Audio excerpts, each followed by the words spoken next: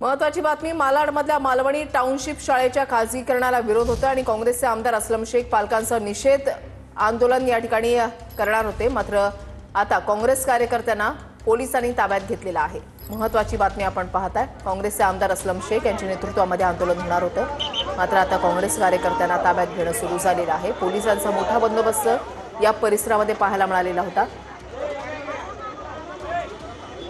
ही सध्याची लाईव्ह दृश्य आपण या ठिकाणी पाहताय। पोलिसांनी आज सकाळपासूनच या परिसरामध्ये मोठा पोलीस बंदोबस्त तैनात केलेला होता। असलम शेख यांच्या नेतृत्वामध्ये हे आंदोलन होणार होतं।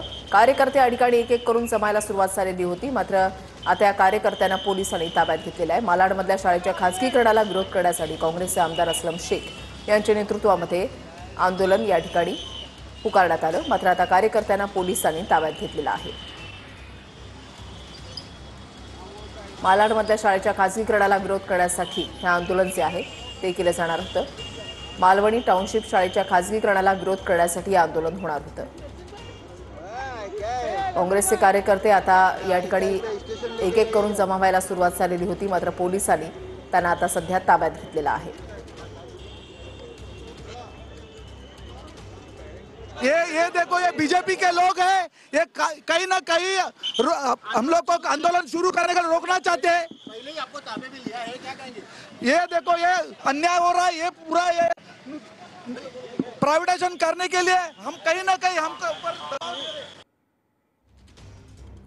गोविंद ठाकूर आमचे प्रतिनिधी या संदर्भातली अधिक माहिती देतील। गोविंद, मी सध्या मालवणीमध्ये आणि आता काँग्रेसचे काही कार्यकर्त्यांना पोलिसांनी डिटेन करून मालवणी पोलीस स्टेशनमध्ये घेऊन गेले आहेत। पण आता माजी नगरसेविका कमल जहां इथे आहेत।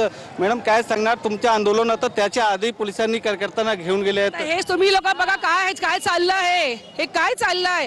आम्ही मुलांसाठी, आपल्या पालकांसाठी उभे राहतात, आमच्या इथे शाळासाठी उभे राहतात। ते सगळं प्रायव्हेटायझेशन करणार, ते पालकांसाठी आम्ही इथं उभे आहे, मुलांसाठी एज्युकेट व्हायला पाहिजे म्हणून आम्ही उभे आहात। आणि हे बघा असं करतात हे लोक। मला सांगू की इथे मंगल प्रभात लोढा यांचा पण कार्यक्रम आहे आणि त्याच्या आधी काँग्रेसचे जे कार्यकर्ता होते ते आंदोलन करणार होते। स्वतः या आंदोलनात जे स्थानिक आमदार आहेत असलम शेख सहभागी होणार आहेत। पण त्याच्या आधीच पोलिसांनी काही काँग्रेस कार्यकर्त्यांना डिटेन करून। नक्कीच धन्यवाद गोविंद दिलेल्या सविस्तर माहितीसाठी।